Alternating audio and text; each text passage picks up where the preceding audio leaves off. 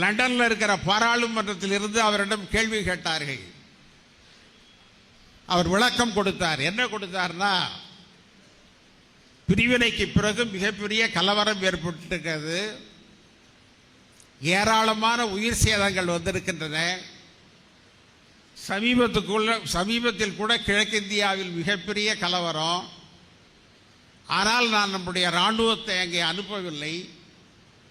இராணுவத்தை இரண்டாக பிரித்து ஒன்றை டெல்லியிலும் இன்னொன்றை கராச்சியிலும் நிறுத்தி வைத்திருக்கிறேன். அங்கு ஒரே ஒரு தனிநபர் போயிருக்கிறார் வங்காளத்திற்கு. அது வேறு யாரும் அல்ல, காந்தியை அங்கே அனுப்பியிருக்கிறேன். தனி ஒரு மனிதனாக போய் அவர் அங்கே அமைதியை ஏற்படுத்தி இருக்கிறார் என்கின்ற தனி ஒரு மனிதன் என்கின்ற வார்த்தையை பயன்படுத்தியவர் மவுண்ட் பேட்டன் அவர்கள். ஒரு தனி மனிதன், இங்கிலாந்து இராணுவத்தால் அடக்க முடியாத கலவரத்தை ஒரு தனி மனிதன் போய் அடக்கி இருக்கிறான் என்றால் அடக்கவில்லை, சரி செய்திருக்கிறார். அதனால என்ன ரிசல்ட் தெரியுமா? பாரத தாயின் இரு கரங்களும் வங்கமும் சிந்துவும் மதத்தின் பெயரால் வெட்டப்பட்டதா இல்லையா? மதத்தின் பெயரால் வெட்டினார்கள் வங்கத்தையும் சிந்துவையும். அதுதான் நடக்கும். அன்னைக்கு ஆர்எஸ்எஸ் இல்ல, பிஜேபி இல்ல, ஜனசங்கம் இல்ல, அதனால வெட்டி விட்டான். இன்னைக்கு இருக்கு, அதனால வெட்ட முடியாது. ஒண்ணு, நாம இந்துக்கள் சாதுவா இருந்ததுனால சாதித்தோமா என்றால் இழந்தோம். வங்கத்தை இழந்தோம், சிந்துவை இழந்தோம். நான் கேட்கிறேன், இன்னைக்கு பங்களாதேஷ்லையும் பாகிஸ்தான்லையும் செக்குலர்ஸா இருக்கா? இந்தியாவில் இருக்கு. ஏன் இருக்கு?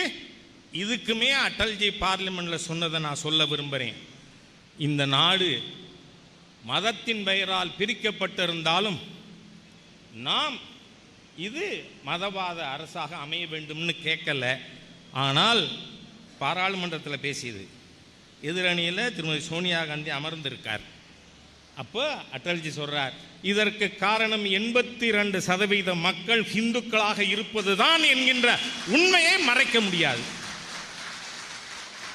ஆகவே இந்துக்களுடைய நல்லதன்மையை தவறாக பயன்படுத்தி சேகர் பாபு போன்றவர்கள், திமுக போன்றவர்கள், நீங்கள் இந்து சமுதாயத்தை அழித்த காரணத்தால் முருக பக்தர்கள் மாநாட்டிலே அதையும் பேச வேண்டிய அவசியம் ஏற்பட்டது. வேற ஒன்றும் காரணம் இல்லை. நான் எப்பவுமே கட்டுப்பாடானவன். அதிக நேரம் எடுத்துக்கொண்டு உண்மையை சொல்றதுக்கு இதுதான் அப்படின்னு சொன்னா போதாதா? அதை திருப்பி சொல்லணுமா? அதனால இந்துக்கள் சிறுபான்மை ஆகாமல் இந்த தேசத்திலே பாதுகாக்கப்பட வேண்டுமானால் ஒரு முருக பக்தர் மாநாடு அல்ல, ஒரு ஊருக்கும் ஒரு முருக பக்தர் மாநாடு தேவை இன்னைக்கு. இல்லைன்னா இந்துக்கள் சிறுபான்மை ஆகிவிடுவார்கள். சிறுபான்மையானால் என்ன நடக்கும்?